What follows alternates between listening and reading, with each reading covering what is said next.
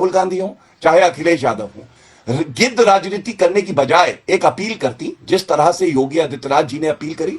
ये सरकार सिर्फ और सिर्फ पहले दिन से संत साधु श्रद्धालु सारे कह रहे हैं सिर्फ वीआईपीज के लिए ये कुंभ कर रही है, वीआईपीज के लिए सारी व्यवस्था है। रात के 1:30 बजे पूरा देश थर्रा चुका था, हम सबके पास खबर आ गई थी।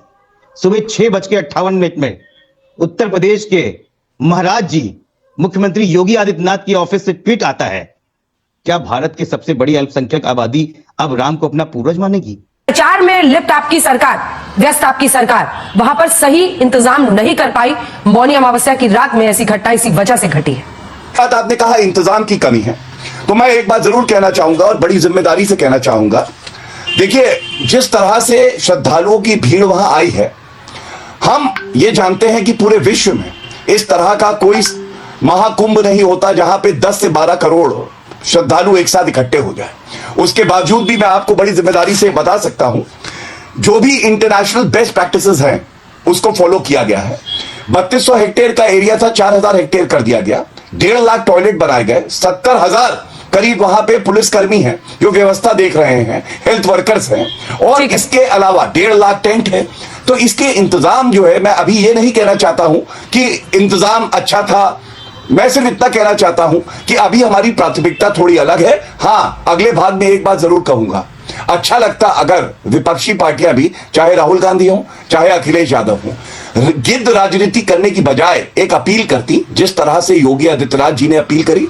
सारे जितने ऋषि संत महामंडलेश्वर हैं, शंकराचार्य हैं, मैं सुबह से सुन रहा था, सबने अपील करी, यहां तक त्याग करने की बात करी कि हम अपना अमृत स्नान नहीं करेंगे। राहुल गांधी जी को ऐसे वक्त पर सहयोग में, ताकि जो आपदा की स्थिति, जो विपत्ति आई हुई है, उसको संभाला जा सके, ना कि इस पर राजनीति सेकनी चाहिए। अखिलेश जी। अंजना जी, जब से ये 2014 से एक नई बीजेपी आई है, तब से इसको हर कार्य एक इवेंट चाहिए। आस्था को भी 10 सालों में बीजेपी ने इवेंट बना के रख दिया है। भावनाओं से ये खिलवाड़ करती है। अभी आप सिर्फ ये पूछ रहे हैं कि कितने भी हमारे श्रद्धालु नहीं रहे, कितने घायल हैं, अब इसकी बात नहीं हो रही है। क्या कोई ऐसा जो हेल्पलाइन नंबर है सरकार ने जारी किया? क्या मेरी जानकारी में अभी तक नहीं आया। ये सरकार सिर्फ और सिर्फ पहले दिन से संत साधु श्रद्धालु सारे कह रहे हैं सिर्फ वीआईपीज के लिए ये कुंभ कर रही है, वीआईपीज के लिए सारी व्यवस्था है। वीवीआईपीज के लिए कल परसों भी वीवीआईपीज मूवमेंट के लिए 12 घंटे लोगों, 14 घंटे लोगों को कंफाइन किया गया इलाकों में, सिर्फ वीआईपी के लिए। फोटो खिंचाओ, प्रचार करो, चले जाओ, एक इवेंट बना करके। श्रद्धा की चीज पे पहली बार इस पूरा देश गुस्से में है इस आयोजनकर्ताओं के ऊपर, डबल इंजन की सरकार के ऊपर। संतों ने खिचड़ी के दिन से कई संतों ने बार-बार, मंडलेश्वरों तक ने, महामंडलेश्वरों ने भी कहा है कि व्यवस्था ठीक नहीं है, ठीक करिए। सिर्फ वीआईपी कल्चर मत देखिए, सिर्फ वीआईपीओं को तीमारदारी के लिए सारी सुविधाएं मत लगा दीजिए, आम जनता के लिए काम करिए। लेकिन सबको दरकिनार किया गया।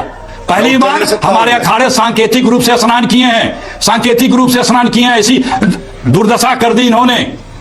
ये सिर्फ और सिर्फ हमारे सारे नेताओं ने ठीक से पढ़े, ये सुने, सबने अपील की है कि बेहतर व्यवस्था करिए, शांति बनाए रहिए, धीरे धीरे चलिए, आराम से चलिए। और हमारे संगठन वहां पे मदद कर रहे हैं, सेवा दल वहां कैंप लगा के काम कर रहा है। अमित शाह जी हो चाहे योगी आदित्यनाथ जी हो, क्या जिस दिन अमृत स्नान होना है वहां गए? नहीं। ये तो हमारा एक व्यवस्था है कि जिस दिन अमृत स्नान है कोई भी वीआईपी नहीं जाएगा। और कह कौन रहे हैं?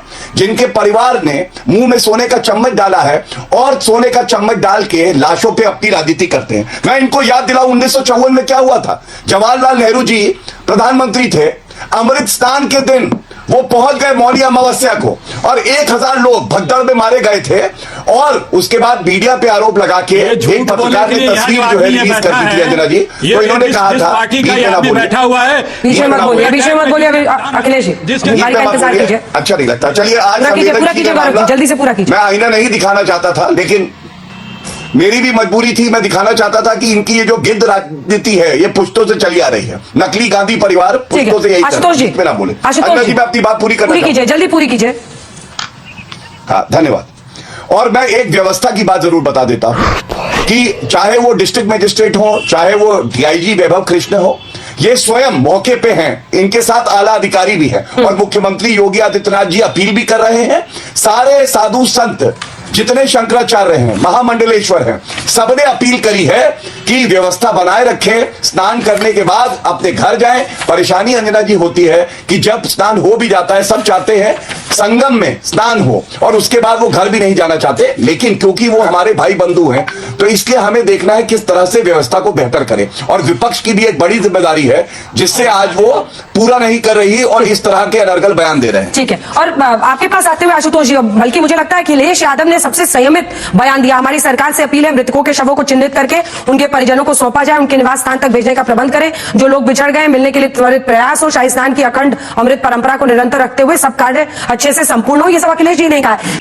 तो याद कीजिएगा 10 फरवरी 2013 महाकुंभ में जो स्टैम्पीड हुआ था, जो भगदड़ हुई थी, उसी शाम को पहला प्रकाश जावड़ेकर तत्कालीन नेता भारतीय जनता पार्टी ने प्रेस कॉन्फ्रेंस में कहा, यह केंद्र और राज्य सरकार की दोनों की विफलता है। शायद इसी राजनीतिक गिद्ध के बारे में बात कर रहे थे। शाम को होते ही राजनाथ सिंह जी का ये स्टेटमेंट आया कि यदि भीड़ को संभालने के बेहतर इंतजाम किए गए होते तो हादसा टाला जा सकता था। शायद ऐसे राजनीतिक गिद्ध की बात कर रहे हैं। और रात होते होते मुरली मनोहर जोशी ने बोला कि मेला अधिकारियों व स्थानीय अधिकारियों के पास भीड़ की संभालने की कोई योजना नहीं थी, राज्य सरकार विफल हो गई है। शायद इन्हीं राजनीतिक गिद्धियों की बात कर रहे हैं। और रही बात संवेदनशीलता की और अखिलेश यादव जी की, सुबह 8:34 पे जो पहला ट्वीट आया उसमें लिखा हुआ है, पूरा ट्वीट आप पढ़ लीजिएगा, लंबा है, लेकिन जो मेन चीज है श्रद्धालुओं से, अखिलेश यादव जी ने लिखा है कि श्रद्धालुओं से हमारी अपील है कि वो इस कठिन समय में संयम और धैर्य का काम ले, शांतिपूर्वक अपनी तीर्थ यात्रा संपन्न करें। सरकार आज की घटना को सबक लेते हुए श्रद्धालुओं को रुकने, ठहरने, भोजन पानी एवं अन्य सुविधाओं के लिए अतिरिक्त प्रबंधन करे। और संवेदनहीनता देखिए अंजना जी, रात के 1:30 बजे पूरा देश थर्रा चुका था, हम सबके पास खबर आ गई थी। सुबह 6:58 में उत्तर प्रदेश के महाराज जी मुख्यमंत्री योगी आदित्यनाथ की ऑफिस से ट्वीट आता है, क्या भारत की सबसे बड़ी अल्पसंख्यक आबादी अब राम को अपना पूर्वज मानेगी? योगी आदित्य जी महाराज जी ये लिख के आता है। इतनी असंवेदनहीन सरकार बैठी हुई है। 10,000 करोड़ रुपए की बात करती है, इसमें पूरा खेल है 10,000 करोड़ का। आप तो कह रहे थे, योगी आदित्यनाथ जी ने 2 दिन में कहा था कि मौनी अमावस्या के दिन 10 करोड़ लोग आस्था की डुबकी लगाएंगे, तो 10 करोड़ का इंतजाम होना चाहिए था। रात में तो 2 करोड़ भी नहीं पहुंच पाए थे, तो 2 करोड़ का इंतजाम भी नहीं था आपके पास में। और एक नया कॉन्सेप्ट आ गया है, फूल बरसाओ हेलीकॉप्टर से, जहां देखो फूल बरसाओ। कितनी एयर एम्बुलेंस खड़ी है वहां पर अंजना जी? 0, एक भी एयर एम्बुलेंस नहीं है। और इस देश में पहले नेता ने जिसने बोला कि तुरंत का तुरंत भीड़ से निकलने के लिए एयर एम्बुलेंस का दाम कीजिए, तो 10,000 के एक सिपाही शायद अपील करने के अलावा वो कुछ कर नहीं सकता है और पब्लिक एड्रेस सिस्टम के जरिए आह्वान करता है। उस वक्त हमारा पूर्वाभ्यास और हमारी डाइवर्शन स्कीम्स, क्राउड मैनेजमेंट का इंतजाम वो काम आता है। इसके पहले कभी भी एनडीआरएफ की यूनिट्स नहीं लगी थी, इस बार एनडीआरएफ यूनिट्स लगी हैं, तभी जो हादसा एक बहुत बड़ा हो सकता था, अब वो हादसा मतलब काफी कंटेन कर लिया गया। लेकिन मौत चाहे एक की क्यों ना हो, एक मौत भी भयावह है, नहीं होनी चाहिए थी, लेकिन सुरक्षा के इंतजाम में मैं समझू। विक्रम जी एक सवाल, एक बार विक्रम जी और मुझे दिखा दीजिए। विक्रम जी एक सीधा सवाल आपसे कर रही हूं, क्योंकि जो जानकारी जमीन से आ रही है वो यही है कि कई स्नान करने के बाद भी कई लोग ऑन कैमरा आज तक पे बोल रहे थे कि हमने 2 बार डुबकी लगा ली है, तीसरी बार अभी मन नहीं भरा, हम ब्रह्म मुहूर्त में सुबह में स्नान करना चाहते हैं। और वही लोग थे जो प्लास्टिक बिछाकर, तौलिया बिछाकर वहां पर लेट गए थे। ऐसी स्थिति में पुलिस को क्या करना चाहिए था? ऐसी स्थिति में प्रशासन क्या कर सकता था? क्योंकि भीड़ बढ़ती जा रही थी, जो नए लोग आ रहे थे और इधर से लोग निकल नहीं रहे थे, ब्रह्म मुहूर्त का इंतजार कर रहे थे। जो शाम में आए थे वो पाइल अप होता जा रहा था, पूरा 1 वे हो गया था पूरा मामला। ऐसे में पुलिस प्रशासन को क्या करना चाहिए था? मैं इसलिए पूछ रही हूं क्योंकि इसी से तो एक नजीर बन के आप समझते हैं ना कि स्थिति में कहां पर गड़बड़ी हुई। अंजना जी, मेरी जब सिखलाई हो रही थी 1975 में, मेरे तत्कालीन एसएसपी डीआईजी आईडी ने कहा था, पानी और भीड़ ये चलती रहे। जिस दिन ये स्टेशनरी हो गई, आप मुसीबत को दावत दे रहे हैं। आपने अगर वहां पर लोग बैठ गए दोबारा डुबकी लगाने के लिए, आपने देख रहे मुसीबत को दावत वहीं दे दिया था। आप मुझे चलते रहिए। आप और हम लोगों को अनाउंसमेंट देते, मुझे आज भी याद है, जल्द से जल्द स्नान करके प्रस्थान करें और अधिक पुण्य के भागीदार बने। ये तब का आपसे मैं समझता हूं आधे शतक पहले जो मुझको सिखाया गया था, जल्द से जल्द स्नान करके प्रस्थान करें, औरों को अवसर दें। तो यही पुलिस का काम है, लोगों को चलाते रहे, औरों को मौका दे। अगर वो कोई बैठ गया कुंडली मार करके, तो वो न सिर्फ अपने लिए एक समस्या पैदा कर रहा है, बल्कि प्रशासन के लिए, पुलिस के लिए भी समस्या पैदा कर रहा है।